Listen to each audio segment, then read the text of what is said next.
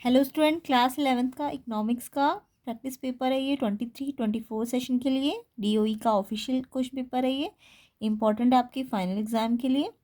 तो इसका section A के 1 to 11 क्वेश्चन हमने कर लिए हैं, वो आप चेक कर लेना इसकी प्लेलिस्ट सेक्शन पे जाके।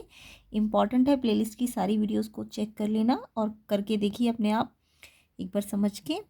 आज हम इसके आगे के क्वेश्चन करेंगे, उसके बाद नेक्स्ट पार्ट में इसके माइक्रो इकोनॉमिक्स के क्वेश्चन भी कर लेंगे। तो ये सारे क्वेश्चंस के आंसर आपको इससे प्रीवियस वीडियो में मिल जाएंगे, डिस्क्रिप्शन में लिंक में डाल दूंगी। चलिए इसके आगे के क्वेश्चन स्टार्ट कर लेते हैं। तो इनसे रिलेटेड और भी डिटेल जो पॉइंट्स है वो मैंने समझा रखी है, तो आप चेक कर लेना। नेक्स्ट क्वेश्चन नंबर 12 पे आते हैं।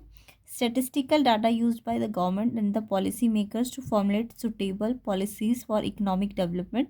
आपको इसके दो एग्जांपल्स देने हैं। तो स्टेटिस्टिक इंपॉर्टेंट होती है ना गवर्नमेंट की पॉलिसी बनाने में भी, तो उससे रिलेटेड आपको दो एग्जांपल्स बताने हैं। तो एक तरह से स्टैटिस्टिक का जो फंक्शन होता है गवर्नमेंट की पॉलिसी में, वो कैसे हेल्प करती है उसके बारे में बात की जा रही है। तो कैसे इसको लिखना है देखिए। सबसे पहला एग्जाम्पल, अगर इंडियन गवर्नमेंट चाहती है इनकरेज करना प्रोडक्शन लेवल को, तो वो क्या करती है, इकोनॉमिक पॉलिसी को फॉर्मुलेट करती है जो किसके बेसिस पे होती है, average production level of the past 3 year, पुरानी 3 ईयर्स के वो प्रोडक्शन लेवल को देखती है, उसका एवरेज देखती है और उसके बेसिस पे वो क्या करती है, वो अपनी पॉलिसी बनाती है प्रोडक्शन से रिलेटेड, है ना। तो अगर वो प्रोडक्शन बढ़ाना चाहती है तो उसे पहले स्टडी करनी पड़ेगी ना, पास्ट 3 ईयर के रिकॉर्ड्स देखने पड़ेंगे। तो एक तरह से यहाँ पे स्टैटिस्टिक डाटा यूज़ हो रहा है। सेकंड, प्रीवियस डाटा जो होता है गवर्नमेंट के एक्सपेंडिचर का या गवर्नमेंट के रेवेन्यूज़ का, उसके खर्चों का, उसके रेवेन्यूज़ का, अगर उसको वो कंसिडरेट करे तो उससे वो फंड्स को क्या कर सकती है, ढंग से एलोकेट कर सकती है, अलग अलग प्रोजेक्ट्स पे लगा सकती है। किसके बेसिस पे, जो उसके रेवेन्यू और एक्सपेंडिचर के डाटाज होंगे प्रीवियस ईयर के, उनको ध्यान में रखते हुए वो अपने फंड्स का क्या कर सकती है, अलग अलग प्रोजेक्ट्स में एलोकेशन कर सकती है। तो इस तरह से स्टैटिस्टिकल डाटा गवर्नमेंट की पॉलिसी मेकिंग में क्या कर रहा है, हेल्प कर रहा है।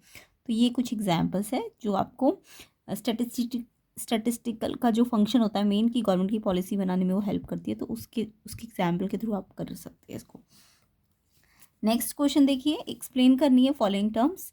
फर्स्ट एनिमरेटर किसे कहते हैं, सेकंड इन्वेस्टिगेटर किसे कहते हैं, रिस्पोंडेंट किसे कहते हैं, सेंसस मेथड क्या होता है। तो ये आपको एक तरह से डिफाइन करना है। तो देखिए, जो एनिमरेटर होता है वो क्या होता है, वो पर्सन होता है जो क्या करता है, who go out to the field to collect actual data. यानी ये फील्ड पे खुद जाता है और वो एक्चुअल डाटा लेकर आता है। तो उस पर्सन को कौन क्या कहते हैं, एनिमरेटर कहते हैं। नेक्स्ट होता है इन्वेस्टिगेटर। इन्वेस्टिगेटर वो पर्सन है जो प्लान करता है क्या करने के लिए, स्टैटिस्टिकल इन्वेस्टिगेशन को कलेक्ट करने के लिए, जो प्लानिंग करता है ना उसको इन्वेस्टिगेटर कहते हैं, और जो खुद जाता है उसको एनिमरेटर कहते हैं। और रिस्पोंडेंट किसे कहते हैं, जो पर्सन एक्चुअल डाटा प्रोवाइड करता है by answering the question in the questionnaire. जो भी क्वेश्चनियर होती है, प्रश्नावली होती है, उसके अंदर जो भी क्वेश्चंस के आंसर को जो वो पर्सन उस क्वेश्चनियर को भर के एक्चुअल डाटा प्रोवाइड करा रहा है उसको क्या कहते हैं, रिस्पोंडेंट। समझ आ गया। तो प्लानिंग करने वाले को इन्वेस्टिगेटर कहते हैं, जो खुद जाता है डाटा कलेक्ट करने उसको एनिमेटर कहते हैं, और जो प्रोवाइड कराता है डाटा उसको रिस्पोंडेंट कहते हैं। क्लियर। आगे इसका सेंसस मेथड को भी आपको डिफाइन करना है। तो देखिए, सेंसस मेथड, दो मेथड होते हैं जैसे कि पता है, सेंसस और सैम्पलिंग। तो सेंसस मेथड जो होता है वो एक स्टैटिस्टिकल इन्वेस्टिगेशन होती है जिसमें in which the data are collected for each and every element या यूनिट ऑफ द पॉपुलेशन। यानी कि पॉपुलेशन की हर एक यूनिट से या हर एक एलिमेंट से डाटा को क्या किया जाता है, कलेक्ट किया जाता है। तो जब सबसे डाटा कलेक्ट कर रहे हैं, हर एक इंडिविजुअल से डाटा कलेक्ट कर रहे हैं पॉपुलेशन में से, तो उस मेथड को सेंसस मेथड कहते हैं। बट अगर सैम्पलिंग मेथड होता तो उसमें जो डाटा होता है ना वो पूरे एवरी इंडिविजुअल से नहीं कलेक्ट किया जाता, उसमें एक जो मेन होता है ग्रुप में से किसी एक को छाट कर उसमें से डाटा कलेक्ट किया जाता है, तो वो सैम्पलिंग मेथड होता है। यानी कि एक सैंपल लिया जाता है, पूरी पॉपुलेशन को नहीं लिया जाता, कंसीडर नहीं किया जाता डाटा के लिए, उसमें किसी एक सैंपल से ही डाटा कलेक्ट किया जाता है, तो वो सैम्पलिंग मेथड होता है। क्लियर। तो ये डिफरेंस भी पेपर में आ सकता है, सेंसस मेथड और सैम्पलिंग मेथड, तो इसको आप अच्छी तरह से याद कर लीजिए। सेंसस मेथड और सैम्पलिंग मेथड किसे कहते हैं, डिफरेंस याद कीजिएगा, इसको इंपॉर्टेंट होता है ये। नेक्स्ट क्वेश्चन देखते हैं, क्वेश्चन नंबर 14 में आपको एक पाई डायग्राम बनाना है इस डाटा का यूज़ करके। तो पाई डायग्राम देखो 2D डायग्राम होता है, 1D के अंदर बार डायग्राम्स आते हैं, स्कैट और सब डिवाइडेड बार डायग्राम्स आते हैं, परसेंटेज बार डायग्राम्स आते हैं, वो सारे 1D में आते हैं। बट पाई डायग्राम जो होता है वो सर्कुलर होता है ना, वो 2D शेप 2D होता है, ठीक है। तो पाई डायग्राम कैसे बनता है, सबसे पहले आप क्या करोगे, ये जो परसेंटेज गिवन है, परसेंटेज अगर डायरेक्ट आपको दी है तब तो अच्छी बात है, नहीं तो परसेंटेज निकालनी भी आनी चाहिए। यहाँ तो ऑलरेडी आपको परसेंटेज दे रखी है, क्वेश्चन में देखो परसेंटेज दे रखी है ना। तो जब परसेंटेज डायरेक्ट ही दे रखी है तो हमें कुछ नहीं करना, हमें बस इसको परसेंटेज अगर दे रखी है ना आपको, जैसे ये परसेंटेज तो दे रखी है आपको 36, 30, 25, 9। वैसे तो प्रॉपर मेथड ये होता है कि परसेंटेज को हटाएंगे तो अपॉन में 100 इंटू 360 करेंगे। बट ये इतना बार बार करने की बजाय ना हम क्या करते हैं, ये जो परसेंटेज हमको दी होगी ना, इसको डायरेक्टली 3.6 से क्या करते जाएंगे, मल्टीप्लाई करते जाएंगे। किससे मल्टीप्लाई करना है, 3.6 से, क्योंकि देखो 360 अपॉन 100 तो सब में आएगा ना। अब आपको पता है 360 अपॉन 100 कितना होता है, 3.6 ही तो होता है। इसका 1 0 से 1 0 कटा, 1 0 है तो जब भी परसेंटेज को आपको एंगल में बदलना होगा, सेंट्रल एंगल में, तो आप ये शॉर्ट ट्रिक याद कर लो। 3.6 से आपको क्या करना है, मल्टीप्लाई करना है। तो सबको जब इनको सबको मल्टीप्लाई करोगे ना तो आपके सेंट्रल एंगल आ जाएंगे। तो लंबा मेथड भी कर सकते हो, बट इसको बार बार करने की बजाय आप सीधा ही 3.6 से मल्टीप्लाई कर दो तो बात ठीक है। तो परसेंटेज को आप 3.6 से मल्टीप्लाई करोगे तो परसेंटेज किस में बदल जाएगी, सेंट्रल एंगल में। सेंट्रल एंगल जब निकल जाएगा इन सबको मल्टीप्लाई करके तो ये सेंट्रल एंगल आ जाएंगे, देखो ये सारे। तो मल्टीप्लाई करके देख लेना, ये वाला एंगल ये आ जाएगा 129.6। फिर 30 को 3.6 से मल्टीप्लाई करो, देखो 36 को पहले 3 से करना, 30 इंटू 36 है तो 0 तो बाद में कंसीडर करो, पहले 3 से कर दो। 3 6 18, 3 9 1 10, अब 0 लगा दो क्योंकि 30 था ना। और पॉइंट कितने के बाद है, एक के बाद, तो एक के बाद पॉइंट लगा देना, पहले मल्टीप्लाई करना और बाद में पॉइंट लगाना। तो ये देखो 108.0 आ जाएगा। सेम ऐसे 25 को जब आप 3.6 से मल्टीप्लाई करोगे तो 90 आ जाएगा। फिर आपको 9 को 3.6 से मल्टीप्लाई करना है तो आपका 32.4 आ जाएगा। तो ये सारे आपके सेंट्रल एंगल आ जाएंगे। तो सेंट्रल एंगल निकालने का तरीका समझ आ गया। परसेंटेज को, जो भी परसेंटेज गिवन होती है उसको 3.6 से, किससे, 3.6 से मल्टीप्लाई करते हैं तो आपके सेंट्रल एंगल आ जाते हैं। ये ध्यान रखना, परसेंटेज को करते हैं 3.6 से जब परसेंटेज दी होती है। कई बार परसेंटेज नहीं दी होती है तो उस केस में क्या करते हैं, देखो मान लो कुछ नंबर्स दे दिए 4, 8, 5, 7, ठीक है। अब मेरे को ये परसेंटेज में नहीं दी, ये ना नंबर्स में दी है। तो अगर मुझे इनकी परसेंटेज निकालनी हो तो मैं कैसे निकालूंगी, पहले नंबर पे क्या है 4। अब 4 की अगर परसेंटेज निकालनी तो 4 अपॉन इनका जो टोटल होगा, 4, 8, 12, 5, 17, मान लो ये 3 होता तो ये 20 हो जाता ना टोटल। 4, 8, 5, 3 का टोटल कितना हो जाता, 20। तो इस वाले की परसेंटेज निकालने के लिए 4 और इसका टोटल जो भी आएगा इंटू 100। तो ऐसे करके हम परसेंटेज निकालेंगे। ऐसे इसकी निकालोगे तो 8 अपॉन टोटल कितना है 20 इंटू 100। तो ऐसे करके हमें इन सब की परसेंटेज निकालनी होती है। तो कई बार तो क्वेश्चन में परसेंटेज नहीं दी होती है तो पाई डायग्राम के लिए पहले परसेंटेज निकालनी पड़ेगी आपको। समझ आया। तो परसेंटेज निकालने का तरीका क्या होता है, पहले ये नंबर, फिर टोटल नीचे इंटू 100, फिर ये नंबर, इसका टोटल नीचे इंटू 100। तो सबकी परसेंटेज आ जाती है।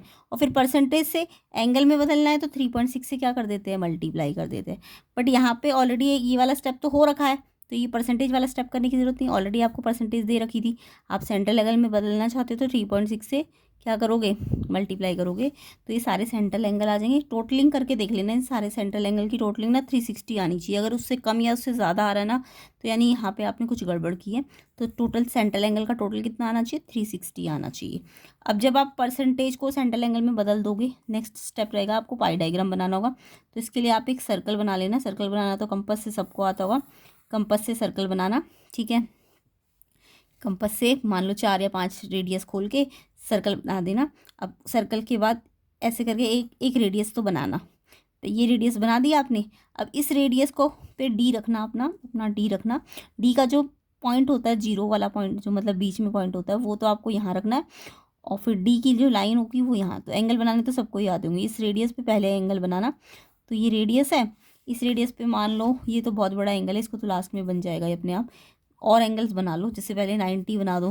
तो 90 तो पता है ये डी है, जब यहाँ रखोगे तो 90 तो एल की शेप में आ जाएगा ना, तो ये 90 बन जाएगा।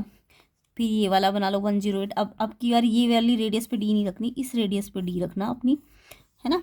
पॉइंट डी का यहाँ पे और लाइन यहाँ पे। और 108 का एंगल देखो 90 से थोड़ा बड़ा होगा तो ये 9 थोड़ा सा हल्का सा ऐसे आ जाएगा।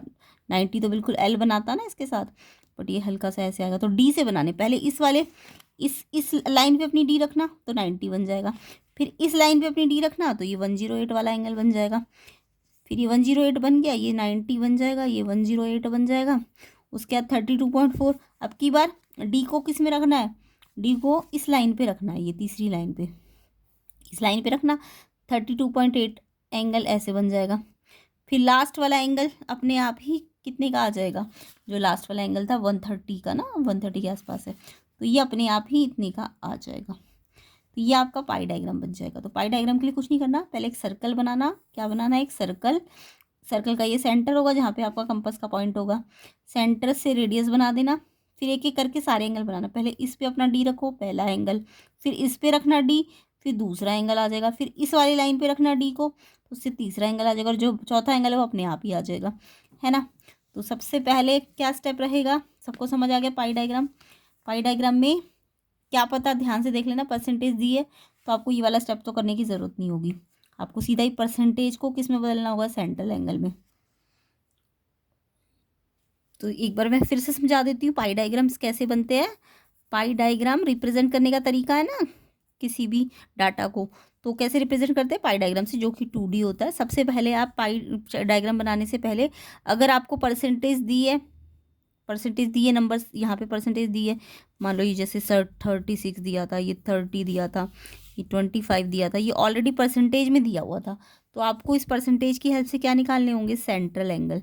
अब सेंट्रल एंगल निकालने का लंबा तरीका अगर मैं कहूँ तो ये 36, पहले परसेंट हटा दो, इसका परसेंट है तो अपॉन 100 इंटू 360, तो ये तो लंबा तरीका है। बट आपको दिख रहा है आपने एक्स्ट्रा क्या लिया, सबके साथ 360 अपॉन 100 ले होगे ना, तो 360 अपॉन 100 को तो आप 3.6 भी लिख सकते थे। तो आप क्या करोगे, ये जो नंबर्स है ये तो एज इट इज़ लिख के, सेंट्रल एंगल जब भी निकालना है तो ये परसेंटेज वाले नंबर एज इट इज़ लिखने हैं, परसेंटेज को 3.6 से, ये याद रखना, परसेंटेज वाले नंबर्स को 3.6 से मल्टीप्लाई करते हैं तो एंगल आ जाता है।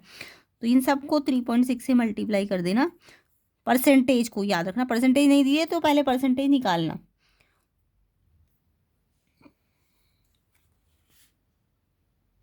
ठीक है।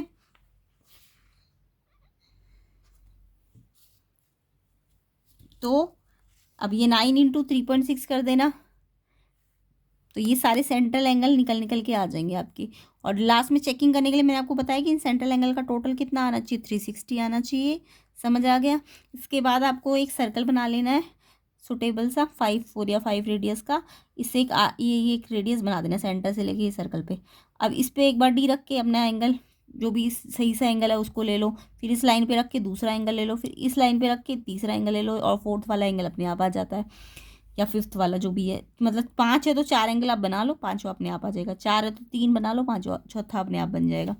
तो इस तरीके से आपका ये बन जाएगा। और इसके अंदर ना ये जो लिखे हुए होते हैं, क्या लिखे है यहाँ पे, जैसे फूड लिखा है, फ्यूल लिखा है, क्लॉथिंग, मिसलेनियस, ये आपको लिखना पड़ेगा। जैसे मैंने 90 वाले बनाया था तो क्लॉथिंग लिख देना यहाँ पे, ये पहले 90 वाला बनाया ना तो ये क्लॉथिंग है। फिर ये वाला आपने 108 वाला बनाया है तो यहाँ पे लिख देना ये क्या है, फ्यूल है। तो जो एंगल जिसका है उसके अकॉर्डिंग उसका नाम लिख देना है। क्लियर। तो ये पाई डायग्राम होता है। इजीली आपको समझ आ गया होगा, कमेंट करके ज़रूर बताइएगा समझ आ गया। तो ध्यान रखना परसेंटेज दिए तभी सेंट्रल एंगल कैसे निकलता है, 3.6 से मल्टीप्लाई करके। बाकी अगर परसेंटेज नहीं दी है तो पहले आपको परसेंटेज निकालनी पड़ेगी। परसेंटेज निकालने का तरीका मैंने आपको बताया, पहले जो नंबर है उसको ऊपर, टोटल नीचे, इंटू 100। तो जब सब डिवाइडेड बार डायग्राम, जब हम परसेंटेज बार डायग्राम बनाते हैं ना, तो उन नंबर्स की हमें क्या निकालनी होती है, परसेंटेज निकालनी होती है। तो परसेंटेज बार डायग्राम में भी आपको नंबर से क्या निकालनी होती है, परसेंटेज। तो यहाँ तो ऑलरेडी परसेंटेज दी हुई है क्वेश्चन में, इसलिए मुझे जस्ट 3.6 से क्या करना है, मल्टीप्लाई करना है। तो आई होप ये पाई डायग्राम सबको समझ आ गया होगा। वैसे तो 8th में भी होता है ये, ठीक है। चलिए नेक्स्ट क्वेश्चन देखते हैं। ये तो आपके विजुअली इम्पेयर्ड कैंडिडेट्स के लिए है, बट आपको भी ये याद कर लेना है, परसेंटेज बार डायग्राम, सब डिवाइडेड बार डायग्राम क्या होते हैं, इनको याद कीजिए। इंक्लूसिव सीरीज़ क्या होती है, एक्सक्लूसिव सीरीज़ क्या होती है, इसको भी याद कीजिए। तो नेक्स्ट क्वेश्चन है, कैलकुलेट करना है weighted mean for the following data. यहाँ पे आपको मीन तो निकालना है, साथ में वेटेड बोल दिया। कई बार तो वेट मीन निकालने में हम क्या करते थे, एक्स और एफ होता था आपके पास, है ना, तो आप एफ एक्स निकालते थे, क्या करते थे, एफ एक्स निकालते थे, है ना। अब यहाँ पे वेट दिया है, एफ फ्रीक्वेंसी की जगह वेट दिया है, तो वो ये भी बिल्कुल उसके तरीके से ही होगा। देखो कैसे करना है।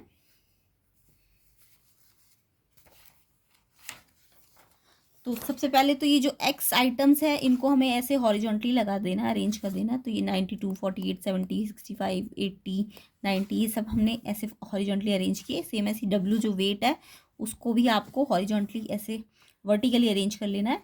अब आप क्या करते थे, जब आपके पास एक एक्स होता था और एक फ्रीक्वेंसी होती थी तो आप एफ एक्स निकालते थे ना। मीन निकालने के लिए क्या करते हो, एफ एक्स निकालते हो और एफ को एक्स से मल्टीप्लाई करते जाते हो। सेम ऐसे ही यहाँ पर डब्ल्यू एक्स निकाल देना। तो डब्ल्यू एक्स निकालने का मतलब 92 को पहले 1 से मल्टीप्लाई करो, यानी डब्ल्यू को एक्स से मल्टीप्लाई। तो ये पहले इससे मल्टीप्लाई, फिर ये इससे मल्टीप्लाई, फिर ये इससे मल्टीप्लाई, फिर ये इससे मल्टीप्लाई, इससे इसको मल्टीप्लाई कर दो, इससे इसको मल्टीप्लाई कर दो। फिर आप क्या करते थे, इस एफ एक्स का टोटल करते थे ना मीन निकालने में, और फिर एफ का टोटल भी नीचे रख देते थे, है ना। तो मीन के हमारे पास क्या क्या फॉर्मूले होते हैं, अगर सिर्फ एक्स दिया होता था तो हम एक्स का टोटल करते थे और जितने ये एक्स होते थे नंबर उनको डिवाइड करते थे, तो एक तो मीन इस तरीके से निकल जाता था। बट जब एफ होता था तो हम एक एक्स्ट्रा लाइन लेते हैं एफ एक्स, फिर एफ एक्स का टोटल करते हैं और एफ से अब की बार इनसे एन से डिवाइड नहीं करते, एन अब की बार सिग्मा एफ हो जाता है। तो एक मीन का फॉर्मूला ये हो सकता है, एक्स का टोटल करो एन से डिवाइड करो, या फिर जब एफ दिया होता है तो पहले एफ एक्स निकालो और फिर एफ एक्स का टोटल करो एफ से डिवाइड करो। तो ये भी मीन तक का तरीका है। अब की यार एफ की जगह वेट दे दिया तो सेम वैसे ही एफ एक्स की जगह डब्ल्यू एक्स निकालो। डब्ल्यू एक्स मतलब समझ गए ना, सबको मल्टीप्लाई करना है। फिर लास्ट में इस डब्ल्यू एक्स का टोटल ऊपर रखो और इस एफ का टोटल या डब्ल्यू का टोटल नीचे रखना होगा, जैसे इसमें कर रहे हो, है ना।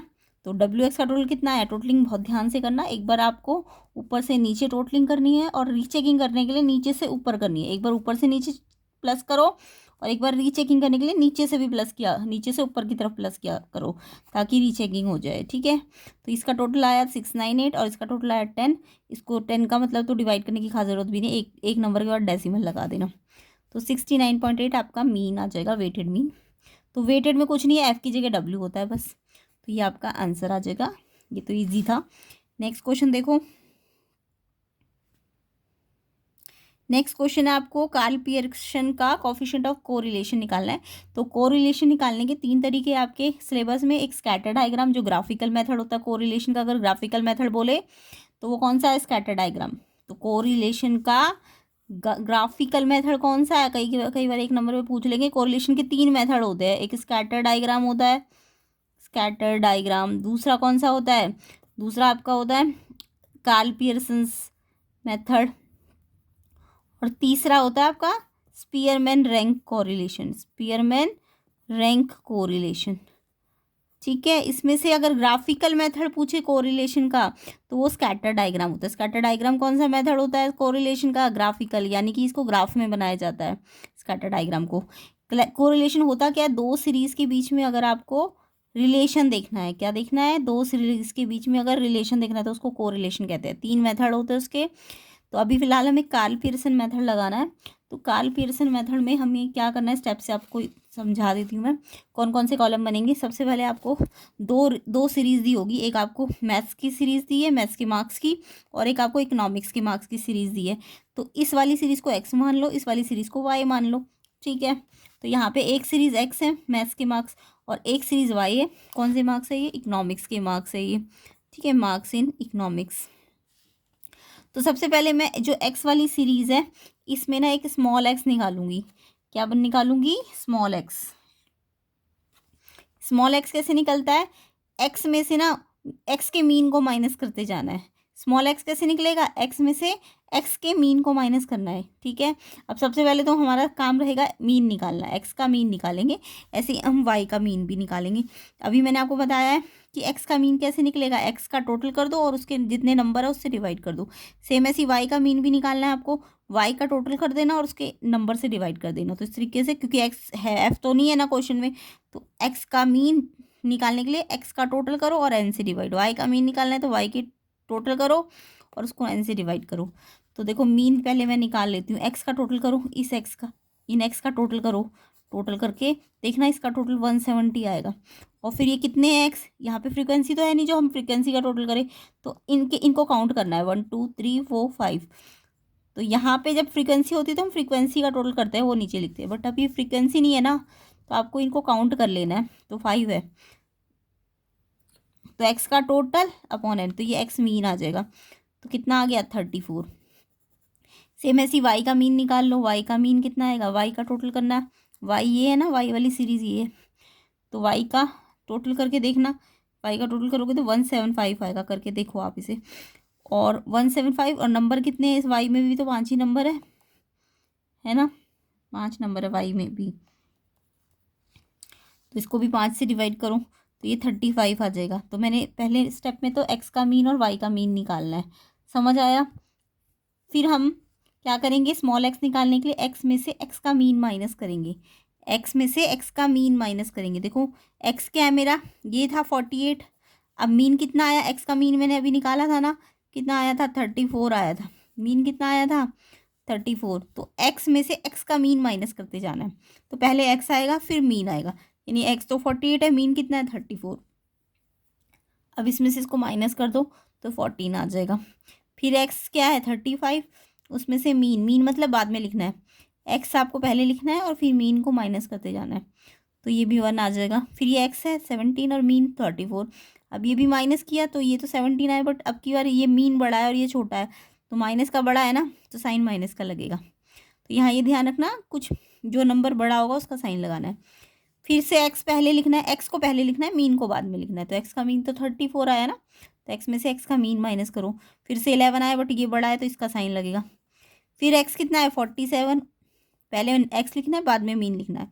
एक्स में से एक्स का मीन माइनस करो 13। अब की बार तो ये बड़ा है तो ये प्लस का साइन। क्लियर। तो पहला स्टेप तो मीन निकालना है एक्स और वाई का। दूसरा स्टेप स्मॉल एक्स निकालना है। दूसरा स्टेप क्या होगा, स्मॉल एक्स निकालना है। सेम ऐसी स्मॉल वाई भी निकालना है। पहले एक्स के लिए सीख लो, फिर वाई के लिए भी वही स्टेप होंगे। तो एक्स का मीन निकाला, फिर स्मॉल एक्स निकालने के लिए एक्स में से एक्स के मीन को माइनस किया, ठीक। फिर आपने ये जो स्मॉल एक्स आया है ना, ये जो नंबर आए माइनस कर करके, इनका स्क्वायर करना है। क्या करना है, स्क्वायर करना है, यानी कि इस एक्स का स्क्वायर मत करना, इस ये जो स्मॉल एक्स आया है इसका स्क्वायर करना है। 14 का स्क्वायर यानी 14 को 14 से मल्टीप्लाई करो, 1 को 1 से मल्टीप्लाई करो। 17 का स्क्वायर यानी 17 को 17 से मल्टीप्लाई करो। और स्क्वायर करोगे तो माइनस भी प्लस में ही हो जाएगा, है ना, माइनस 2 बार प्लस में हो जाता है। 11 को 11 से मल्टीप्लाई करो, 13 को 13 से मल्टीप्लाई करो। फिर एक्स स्क्वायर की क्या कर दो, टोटलिंग कर दो। अब जो स्टेप आपने एक्स के लिए किया है ना, क्या क्या स्टेप किया है, सबसे पहले एक्स का मीन निकाला है, फिर आपने स्मॉल एक्स निकालने के लिए एक्स में से मीन को माइनस माइनस किया है, फिर जो एक्स है उसका स्क्वायर किया। सेम वही स्टेप आप वाई के लिए भी करना। पहले वाई का मीन निकालो, फिर वाई में से वाई के मीन को क्या करो, माइनस करो। तो वाई कितना है 45, इसका मीन कितना आया था 35, वाई का मीन कितना आया था 35। तो पहले वाई लिखना है उसके बाद मीन लिखना है, इसमें से इसको माइनस करो। फिर वाई लिखना है, वाई में से मीन को माइनस करना है। अब क्या ये बड़ा है तो माइनस का साइन। वाई लिखना है उसके बाद मीन माइनस करना है, वाई लिखना है फिर मीन माइनस करना है। अब ये बड़ा है ना तो माइनस का साइन। वाई लिखना है पहले और मीन लिखना है बाद में, समझ आया। अब वाई का फिर से स्क्वायर करो, यानी वाई को इस वाई ये जो स्मॉल वाई आया है 10 उसका स्क्वायर, यानी इसको उसी से मल्टीप्लाई करो। 15 को स्क्वायर, 5 का स्क्वायर, 10 का स्क्वायर, 10 का स्क्वायर। फिर इस वाई स्क्वायर का भी क्या कर दो, टोटल कर दो। फिर एक स्टेप और करना है, एक्स इंटू वाई। जो ये आपके पास स्मॉल एक्स और स्मॉल वाई आए हैं ना, स्मॉल एक्स और स्मॉल वाई आए, इनको आपस में मल्टीप्लाई करना है, इन दोनों को, स्मॉल एक्स और स्मॉल वाई को। तो 14 को 10 से मल्टीप्लाई करो, 1 को 15 से मल्टीप्लाई करो। साइन देखो एक माइनस है तो लग जाएगा, दोनों में एक माइनस है ना। 17 को 5 से करो 85, इसमें भी एक माइनस लगा हुआ है। 11 को 10 से, इसमें 2 माइनस है तो ये प्लस का हो जाएगा। पहले मल्टीप्लाई करो फिर 2 माइनस है तो प्लस का। 13 को 10 से करो 130। फिर इस एक्स वाई का भी आपको टोटल करना है। अभी मैं एक बार शॉर्ट में सारा फॉर्मूला एक बार फिर से समझा दूँगी। तो ये आ गया, अब ये सबके टोटल आपको मिल गए हैं। अब आप फॉर्मूले पे आ जाओ।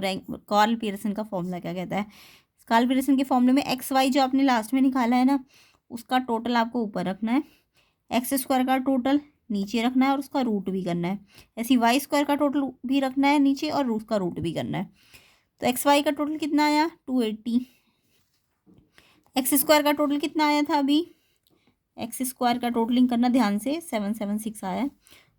इसका टोटलिंग नीचे लिखना है। वाई स्क्वायर का टोटलिंग कितना आया था 550, इसका टोटलिंग भी नीचे लिखना है। और फिर देखो दोनों पे रूट है ना, तो 2 बार रूट है और इनटू है तो आप एक ही बार रूट लगा सकते हो। अगर रूट दोनों में है और इनटू में है प्लस माइनस में नहीं लगाते इकट्ठा रूट, बट मल्टीप्लाई में हम इकट्ठा रूट लगा सकते हैं। तो ये हमने दोनों का रूट इकट्ठा कर दिया। अब पहले रूट के अंदर इसको मल्टीप्लाई कर लो, मल्टीप्लाई करके जो भी आएगा उसके बाद उसका रूट भी निकालना है। अब पहले मल्टीप्लाई करना, देखना क्या आया है, और फिर उसका रूट निकालना। अब रूट निकालना आपको आना चाहिए, वह एट्थ में रूट निकालना सिखाया जाता है, तो आप 8th की वीडियो से चेक कर लीजिए रूट कैसे निकाले जाते हैं। तो रूट आपको निकालना आना चाहिए। पहले मल्टीप्लाई करना, फिर जो भी नंबर आएगा उसका स्क्वायर रूट निकालना। तो मैंने स्क्वायर रूट निकाला, तो ये आया 653.29, ऊपर कितना था 280। फिर 280 को जब आप इससे डिवाइड करोगे ना, थोड़ी देर के लिए इस 29 को हटा दो, सिर्फ 653 से डिवाइड करके देख लेना 280 को। ये ध्यान रखना, न्यूमरेटर अंदर होना चाहिए और जो डिनोमिनेटर है वो बाहर होना चाहिए। क्लियर? न्यूमरेटर हमेशा अंदर होता है डिवाइड कर, डिनोमिनेटर हमेशा बाहर होता है। अब ये इससे छोटा है ना, तो शुरू में ही 0 पॉइंट आ जाएगा, और फिर एक 0 और लगानी पड़ेगी, फिर देख लेना कितना आएगा, यानी 0 पॉइंट कुछ आएगा। तो ये ध्यान रखना, न्यूमरेटर अंदर, डिनोमिनेटर बाहर। बाकी रूट आपको निकालना आना चाहिए। ये आप 8th क्लास की मैथ्स की वीडियो में देखो रूट कैसे निकाले जाते हैं। तो ये रैंक कोरिलेशन कितनी आ गई, 0.428। एक बार मैं फिर से रिकैप करा देती हूँ कार्ल पियर्सन का मेथड। वैसे ये हार्ड मेथड होता है, इससे आसान जो होता है कोरिलेशन का वो स्पीयरमैन रैंक कोरिलेशन है। तो अगर पेपर में कुछ नहीं कहा जाएगा ना, सिर्फ कहा जाएगा रैंक निकालो, रैंक कोरिलेशन, रैंक निकालो, तो आपको ये वाला फॉर्मूला यूज़ करना है, स्पीयरमैन वाला। कार्ल पियर्सन वाला थोड़ा हार्ड मेथड है। तो स्टेप्स आप एक बार फिर से देख लो इसके। तो देखिए कार्ल पियर्सन का मेथड में रैंक कोरिलेशन कैसे निकाला जाता है, रैंक कैसे निकाली जाती है। सबसे पहले 2 सीरीज होती है, एक एक्स होती है, एक वाई। वो समझ जाना, एक मैथ्स के मार्क्स है, एक इंग्लिश के मार्क है, जो भी है वो एक एक्स सीरीज़ है, एक वाई सीरीज़ है। सबसे पहला स्टेप रहेगा आपका, सबसे पहला स्टेप जो होगा वो होगा, एक बार आपको एक्स का मीन निकालना है और एक वाई का मीन निकालना है। ठीक है, सबसे पहला स्टेप। तो एक्स का मीन कैसे निकलेगा, सारे एक्स का टोटल करना और एन से डिवाइड करना। वाई का मीन कैसे निकलेगा, वाई का टोटल करना, सारे वाई का, और फिर उसको भी नंबर से डिवाइड, नंबर मतलब जितने वो नंबर होंगे। ठीक है, तो पहला स्टेप तो ये रहेगा। फिर सेकंड स्टेप रहेगा आपका, ये एक्स जब मीन आ जाएगा ना, तो फिर इस एक्स में से ना आपको मीन को माइनस करते जाना है। तो ये ना आपका छोटा एक्स आ जाएगा, स्मॉल एक्स। ठीक है, इस सारे एक्सेस में से पहले एक्स लिखना, बाद में माइनस करना मीन। तो कुछ प्लस में आएंगे, कुछ माइनस में आएंगे, तो ये स्मॉल एक्स आपको निकालना है। फिर ये जो स्मॉल एक्स आएगा ना, इस एक्स का स्क्वायर भी करना है, यानी जो जो एक्स आते जाएंगे उनका सबका स्क्वायर करते जाना है, और वो सारे पॉजिटिव आ जाएंगे। सेम यही स्टेप वाई में करो। वाई निकल गया, वाई में से वाई का पहले मीन माइनस करो। ठीक है, तो पहला स्टेप तो दोनों का मीन निकालना है, दूसरा स्टेप स्मॉल एक्स निकालना है, फिर तीसरा स्टेप एक्स स्क्वायर निकालना है। सेम यही प्रोसेस यहाँ पे कर देना, वाई में से वाई का मीन माइनस करते जाना, ये स्मॉल वाई आ जाएगा, फिर उस स्मॉल वाई का वाई स्क्वायर करना, स्क्वायर करना। और फिर एक लास्ट स्टेप होगा, एक्स को वाई से, इस वाले बड़े वाले एक्स और बड़े वाले वाई को नहीं, छोटे वाले एक्स को छोटे वाले वाई से मल्टीप्लाई करना। छोटा वाला एक्स कैसे निकला, एक्स में से मीन को माइनस करके, वाई कैसे निकला, वाई में से मीन को माइनस करके। फिर टोटलिंग मुझे इन सब की चाहिए, एक तो एक्स वाई की टोटलिंग चाहिए होगी, एक वाई स्क्वायर की टोटलिंग चाहिए होगी, और ऐसे ही एक्स स्क्वायर की टोटलिंग चाहिए होगी। ठीक है, तो यहाँ पे इस ये वाली टोटलिंग जो आएगी, एक्स वाई की टोटलिंग, वो तो ऊपर आएगी फॉर्मूले में, और एक्स स्क्वायर की टोटलिंग और वाई स्क्वायर की टोटलिंग इनटू में आएगी, और फिर इकट्ठा रूट भी लगा सकते हो, चाहे अलग अलग रूट भी लगा देना। तो ये आपका रैंक निकल जाएगी फॉर्मूले से। क्लियर हो गया? तो ये आपको याद रखना है। बाकी स्टेप क्या, जो प्लस माइनस करोगे, ये जो टोटल करोगे, इसको एक बार ऊपर से टोटल किया करो, एक बार ऊपर से नीचे और एक बार नीचे से ऊपर, रीचेकिंग करने के लिए। तो अगर प्लस माइनस सही होगी, मीन आपको सही निकला होगा, तो आपका आंसर सही आ जाएगा। रूट निकालना आपको आना चाहिए। ठीक है, तो ये आपका कार्ल पियर्सन मेथड है, बट कोशिश करना अगर पेपर में कुछ नहीं बोला है तो आप स्पीयरमैन वाला मेथड यूज़ करना, वो ज़्यादा आसान होता है। अब देखिए पेपर में ऐसे चॉइस ही आएगी, एक आपका कार्ल पियर्सन का क्वेश्चन आ जाएगा, एक आपका रैंक कोरिलेशन का क्वेश्चन आ जाएगा। तो जब भी रैंक कोरिलेशन बोले तो वो स्पीयरमैन का फॉर्मूला होता है। तो इन दोनों में से अगर चॉइस आती है ना, तो मैं आपको प्रेफर करूँगी कि ये वाला क्वेश्चन करना, रैंक कोरिलेशन वाला, वो ज़्यादा ईजीली हो जाता है। इसके मुकाबले कार्ल पियर्सन थोड़ा लेंदी मेथड है। तो ये वाला क्वेश्चन जरूर करके आना, रैंक कोरिलेशन वाला, कार्ल पियर्सन की बजाय। तो रैंक कोरिलेशन कैसे निकाली जाती है, ध्यान से देखेंगे। रैंक कोरिलेशन का मतलब स्पीयरमैन वाला फॉर्मूला लगाना है आपको। तो यहाँ पे भी आपको 2 ही सीरीज दी जाएगी, एक एक्स सीरीज दी जाएगी, एक वाई सीरीज, सेम इसकी तरह ही एक्स सीरीज और वाई सीरीज। जैसे एक्स सीरीज ये है और एक वाई सीरीज है, समझ आ गया। तो आपको पहले एक्स सीरीज़ को रैंक देनी है, फिर ऐसे ही वाई सीरीज़ को रैंक देनी है। अभी रैंक कैसे दी जाएगी, जैसे पहले एक्स की बात करते हैं। एक्स सीरीज़ को ऐसे हॉरिजॉन्टली पहले अरेंज, वर्टिकली अरेंज करना। अब रैंक देने का मतलब क्या है, एक्स को मैं रैंक दे रही हूँ तो R1 नाम देना उसको। R1 देने के लिए मेरे को क्या करना है, इसका सबसे छोटा नंबर ढूंढना है। जैसे इस वाली सीरीज़ में सबसे छोटा क्या है 7, तो उसको 1 रैंक दे देना। फिर उसके बाद दूसरे नंबर पे छोटा कौन सा है, यानी कि कम से छोटे से बड़े वाले नंबर की तरफ जाना है, या कई बार उल्टा भी जा सकते हो, बड़े से छोटे। तो ये ध्यान रखना, अगर यहाँ इस वाली सीरीज़ में बड़े से छोटे पे जा रहे हो ना, तो इस वाली सीरीज़ में भी बड़े से छोटे पे जाना है। और अगर इसमें छोटे से बड़े जा रहे हो तो इसमें भी छोटे से बड़े को रैंक देनी है। तो अभी मैं फ़िलहाल दूंगी छोटे से बड़े में रैंक। तो छोटे वाले नंबर को मैंने पहली रैंक दी। उसके बाद सेकेंड नंबर पर कौन सा छोटा है ये, तो इसको 2 रैंक दे दी। उसके बाद नेक्स्ट नंबर पर ये आता है, तो असेंडिंग ऑर्डर के अकॉर्डिंग आपने रैंक दे देनी है 3। फिर इसको 4 रैंक दे दी। इसके बाद आपका आता है ये, इसके बाद ये रैंक आएगा, 6 रैंक आ जाएगी। फिर सबसे लास्ट में 97 आएगा, तो उसको 7 रैंक, टोटल 7 नंबर है ना। तो ऐसे करके आपको रैंक देते जाने हैं। सेम यही प्रोसेस आपको वाई के लिए करना है। वाई में भी ढूंढो सबसे छोटा कितना है, कौन सा है, ये है, तो इसको 1 रैंक दे दो। फिर इसके बाद कौन सा नंबर आता है ये, इसको 2 रैंक दी। इसके बाद ये आएगा शायद, फिर इसको इसके बाद ये आएगा, 4 रैंक दे दी। उसके बाद इससे बड़ा कौन सा आएगा, ये 5 रैंक दे दी। फिर ये आएगा 6, ये आएगा 7 पे। ठीक है, तो ऐसे करके रैंक दी। तो पहले एक्स को रैंक दी तो रैंक 1, ऐसी वाई को रैंक दी तो रैंक 2। नेक्स्ट स्टेप रहेगा डी निकालना है। डी का मतलब इन दोनों रैंक का डिफरेंस निकालना है, दोनों रैंक का डिफरेंस निकालना है। ठीक है, अब डिफरेंस आप चाहे तो R1 में से R2 को माइनस कर दो, चाहे R2 में से R1 को, बात एक ही है, क्योंकि डी का स्क्वायर तो लास्ट में करना ही है हमको, है ना। तो R1 माइनस R2 कर देते हैं। R1 में से R2 को माइनस करेंगे तो 6 में से R1 और R2, ये यहाँ पे ऐसे टिक लगा दिया करो।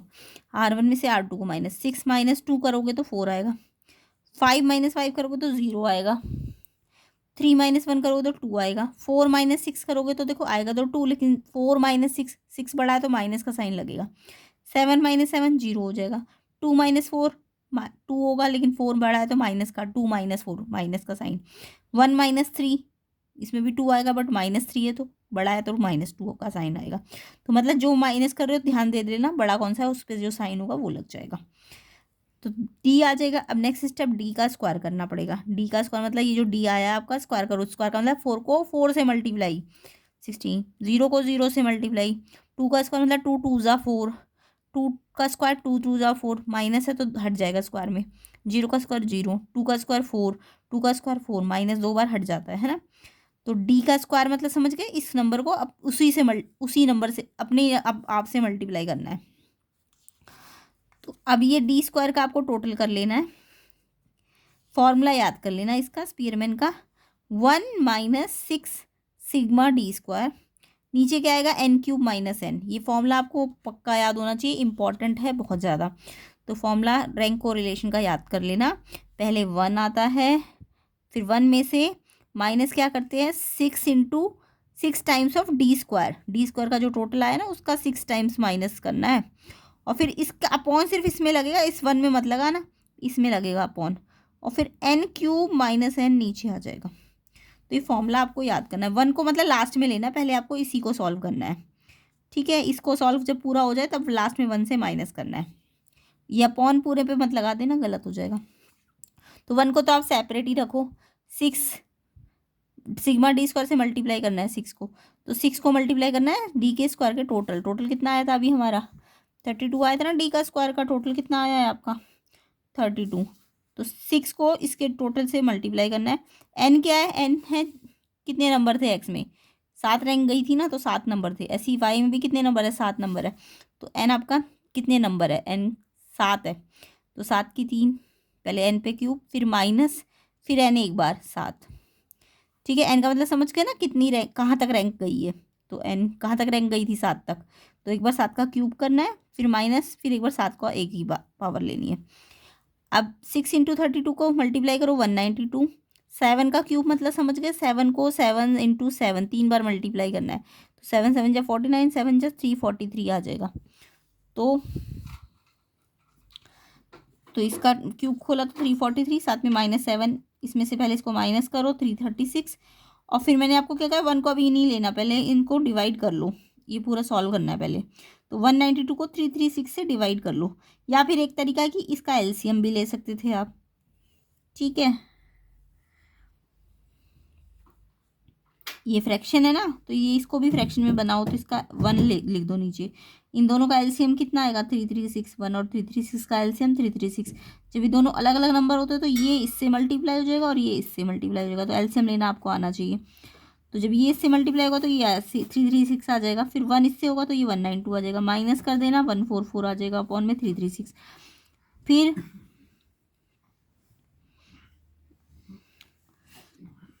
आपका ये इससे कैंसिल हो जाएगा शायद, ये जब आप डिवाइड करोगे ना 144,736 को, कैंसिल होते होते ये ऊपर 3 आ जाएगा और नीचे 7 आ जाएगा, तो ये कैंसिल हो जाएंगे आपस में, ये 3/7 आ जाएगा। अब मैंने आपको क्या बोला, 3 न्यूमरेटर हमेशा अंदर रखते, 3 न्यूमरेटर में आया और 7 डिनोमिनेटर में आया है, तो न्यूमरेटर हमेशा अंदर रखना। कहीं ऐसे सोचो कि 7 बड़ा है तो 7 को अंदर रख दो और 3 को बाहर, गलत हो जाएगा। जो न्यूमरेटर होता है उसे अंदर रखते हैं, डिनोमिनेटर को बाहर रखते हैं। तो 7 में 3 नहीं आता ना, तो शुरू में 0 लगा दिया तो पॉइंट शुरू में ही आ जाएगा। अब 7 4 जा 28, तो 0 हमने अपनी तरफ से लिया, 7 2 जा 14, तो ये इतना के आसपास आ जाएगी रैंक 0.42। तो एक बार मैं फिर से रिकैप करा देती हूँ इस क्वेश्चन का कैसे करना है। तो जब भी रैंक कोरिलेशन आएगी तो आपको स्पीयरमैन वाला फॉर्मूला लेना है, कार्ल पियर्सन वाला लोगे तो बहुत लंबा पड़ जाएगा, ठीक है। तो रैंक कोरिलेशन में स्पीयरमैन वाला फॉर्मूला लेना है।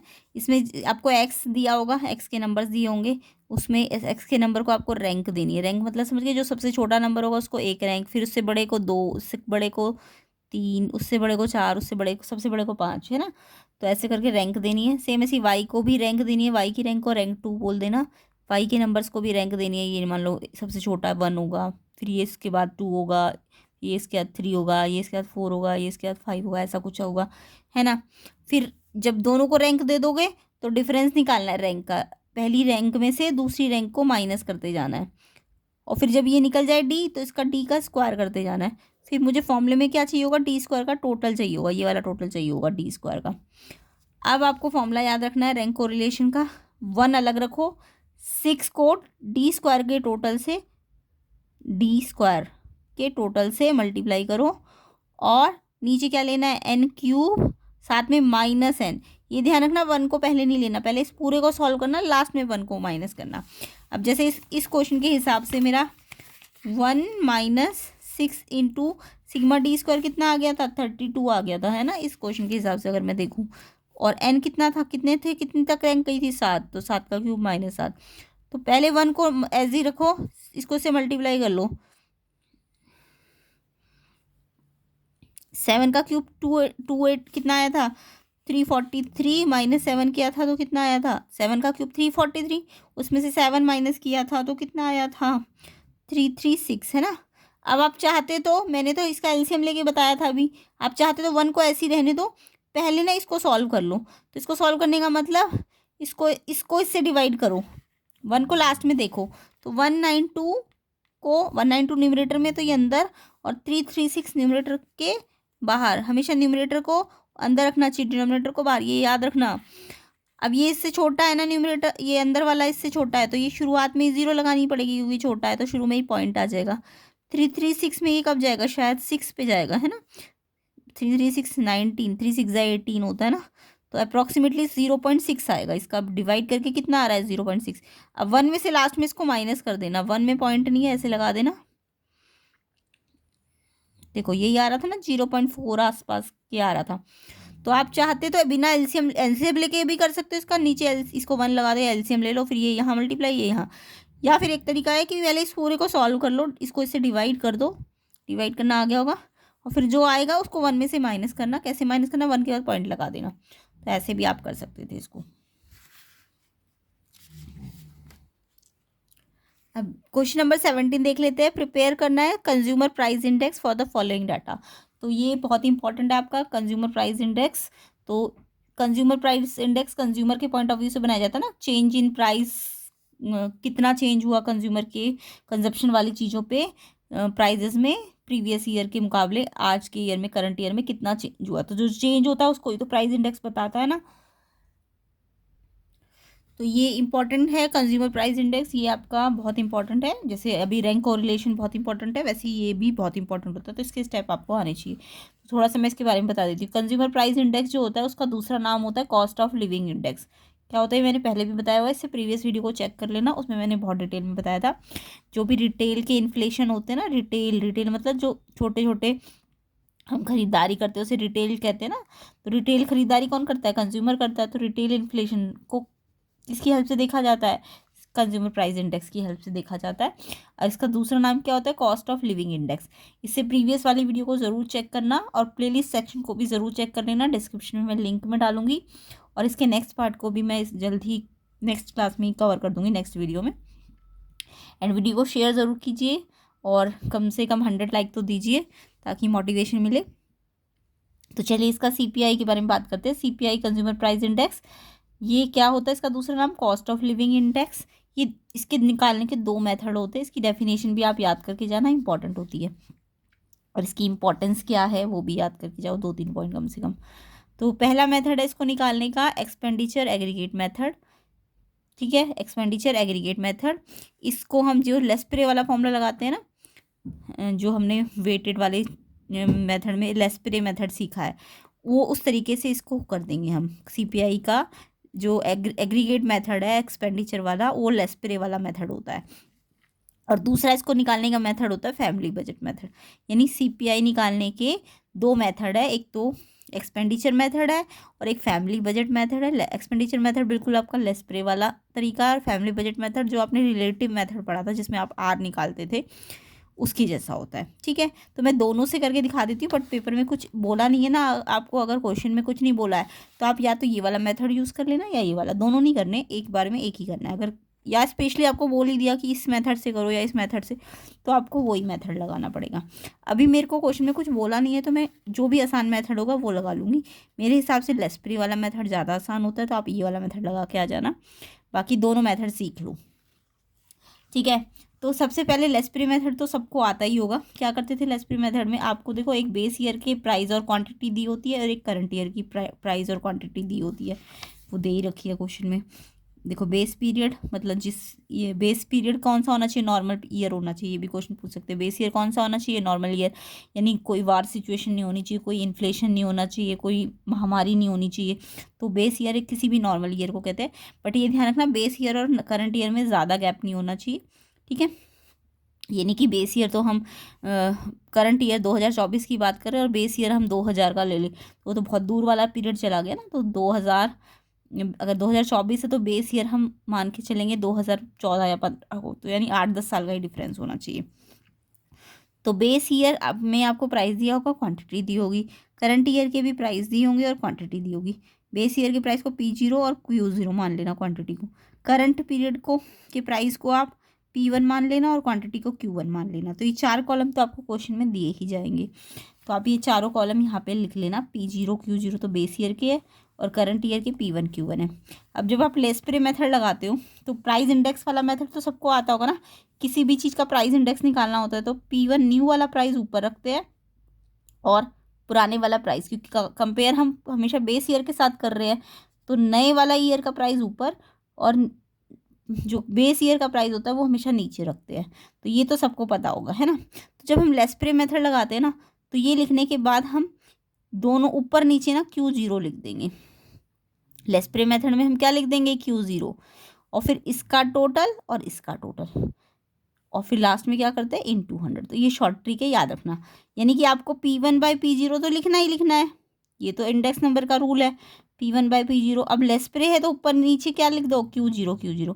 लेकिन अगर इसी की जगह पास्चे मेथड होता, बट यहाँ पे हम सीपीआई निकाल रहे हो तो हमें लेस्प्रे ही लगाना है, पास्चे नहीं लगाना। बट मैं आपको फिर भी बता रही हूँ, अगर पास्चे मेथड होता तो P1 P0 के साथ यहाँ पे हम Q1 ऊपर नीचे लिख देते, और उसका P1 Q1 का टोटल और P0 Q1 का टोटल। तो तरीका क्या है? शॉर्ट ट्रिक कि पहले P1/P0 लिख लो। अगर लेस्प्रे मेथड है तो Q0 से ऊपर नीचे, और पास्चे है तो Q1 से ऊपर नीचे। समझ आ गया? तो अभी फिलहाल तो हम लेस्प्रे मेथड ही लगाएंगे। सीपीआई निकालने के लिए लेस्प्रे मेथड होता है, जिसको हम एग्रीगेट वेटेड एग्रीगेट मेथड भी कहते हैं, या एक्सपेंडिचर मेथड CPI निकालने का। तो यहाँ पे भी मैंने शॉर्ट ट्रिक से आपको बताया, P1/P0 तो लोगे, साथ में Q0 लोगे और इनटू 100। अब आपको ये 2 कॉलम बनाने पड़ेंगे, एक P1Q0 वाला और एक P0Q0 वाला। तो देखो, यानी एक P0Q0 वाला और एक P1Q0 वाला, ये तो दो चाहिए हमको लेस्प्रे मेथड में। तो हमने P0Q0 वाला बनाना है, तो P0 price of base year और Q0 भी इसी की क्वांटिटी लेनी है। तो इसको इससे मल्टीप्लाई करो, 12 जा 24, 5 10 जा 50, 6 15 जा 90, 3 8 जा 24 और इसका टोटल कर लेना। सेम ऐसी P1Q0 निकालो, P1 नए वाले प्राइस लेकिन क्वांटिटी पुराने वाली, क्योंकि लेस्प्रे में हम क्वांटिटी पुरानी वाली लेते हैं। P1Q0 यानी इसको इससे मल्टीप्लाई करो, 10 8 जा 80, 15 7 जा 105, 8 4 जा 32, इसका भी टोटल कर लेना, ध्यान से करना। अब लेस्प्रे मेथड अभी बता दिया मैंने, ये वाला टोटल ऊपर रखना है नए वाला, और पुराने वाला टोटल नीचे रखना है इनटू 100। अब डिवाइड करने का तरीका मैंने आपको बता ही दिया है कि पहले ये न्यूमरेटर ऊपर रखना 253, इसके साथ 2 0 है, मल्टीप्लाई कर दिया ना, और नीचे 188 रखना, ऊपर वाला अंदर नीचे वाला बाहर, और डिवाइड करके देख लेना, ये आना चाहिए आपका। तो ये आपका आ गया। मैंने कौन सा मेथड समझा दिया, लेस्प्रे मेथड भी बता दिया, इसके साथ साथ CPI भी। तो अगर लेस्प्रे वाला क्वेश्चन आता तब भी ऐसे ही करते, बट आपको CPI आया है और आपको कुछ नहीं बोला तो आप लेस्प्रे वाला मेथड ही लगा दो। मैं अब दूसरा वाला मेथड भी समझा देती हूँ, बट एक बार में एक ही मेथड लगाना है, ठीक है। तो दूसरा मेथड क्या है इसका, फैमिली बजट मेथड, इसको भी CPI ही कहते हैं, फैमिली बजट मेथड। यहाँ पे आपको फॉर्मूला क्या लगाना है, RW का टोटल ऊपर रखना है और W का टोटल नीचे रखना है, जिसमें आपको R तो निकालना आता होगा। R क्या होता है, P1/P0 को इनटू 100 करना है, यानी सारे सबके R निकालने होते हैं, सारे आइटम्स के R निकालने, A के भी, B के भी, C के भी, D के भी। और W निकालने का तरीका है P0Q0। W कैसे निकलता है, P0Q0 से। तो फैमिली बजट मेथड के भी स्टेप सीख लीजिए।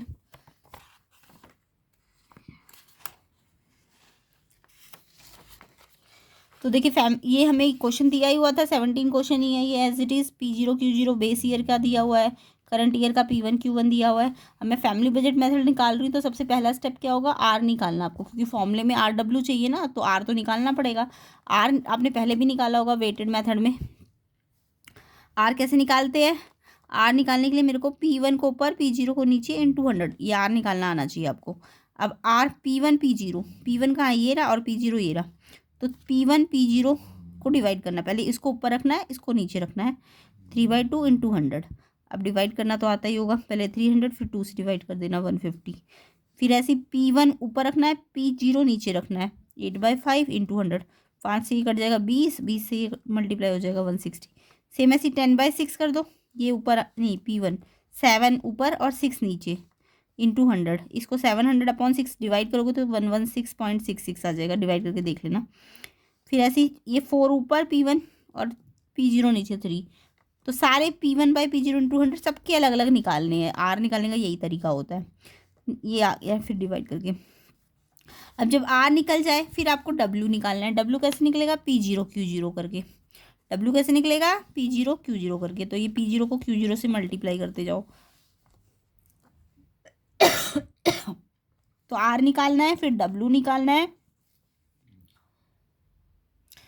फिर R को W से क्या करना है, तीसरे स्टेप में मल्टीप्लाई। जब R आ गया सबका और W भी सबका आ गया, अब R को W से मल्टीप्लाई करो, पहले इस R को W से मल्टीप्लाई करो, फिर इस R को इस W से मल्टीप्लाई करो, यानी इनको आपस में मल्टीप्लाई करके यहाँ लिख देना है, इसको इससे, इस नंबर को इससे मल्टीप्लाई करके, ध्यान से मल्टीप्लाई करना, फिर इसको इससे मल्टीप्लाई करना। फिर RW का टोटल चाहिए ना फॉर्मूले में, CPI का फॉर्मूला क्या है, RW का टोटल ऊपर, तो ये वाला टोटल ऊपर रखना है, और W का टोटल, W ये आ गया ना P0Q0, उसका टोटल नीचे रखना है। तो ये आ गया, डिवाइड करोगे तो इतना ही आएगा, जितना आपका इस वाले फॉर्मूले से आया था ना निकल के लेस्प्रे वाले मेथड से, उतना ही इसका आंसर भी आता है। तो फॉर्मूले में मतलब आंसर में कोई चेंज नहीं आता है, तो इसलिए आपको मैंने कहा है कि लेस्प्रे वाला मेथड ज़्यादा इजी है, तो ये ज़्यादा लगाना। अगर CPI आया है और कुछ नहीं मेंशन है कि किस मेथड से करना है, तो आप लेस्प्रे वाला लगा देना, ये ज़्यादा आसान होता है। ये वाला थोड़ा सा हार्ड है ना, क्योंकि इसमें सबके पहले R निकालने हैं, फिर W भी निकालना है। वैसे तो W उसमें भी निकाल ही लेते हैं आप P0Q0 करके, बट यहाँ पे R निकालना है और फिर RW भी करना है, तो इससे अच्छा वो वाला मेथड होता है।